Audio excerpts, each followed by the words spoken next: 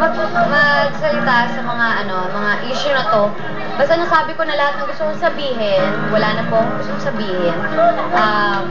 Basta ang masasabi ko lang, tao lang po ako, nagkakamali rin ako. At matagal ko na pong na-realize na mali ako, kaya matagal ko na rin pong tinama yung mali ko. Siyempre, makakapagbakasyon ako at finally, di ba, maalis muna ako sa magulong mundong to.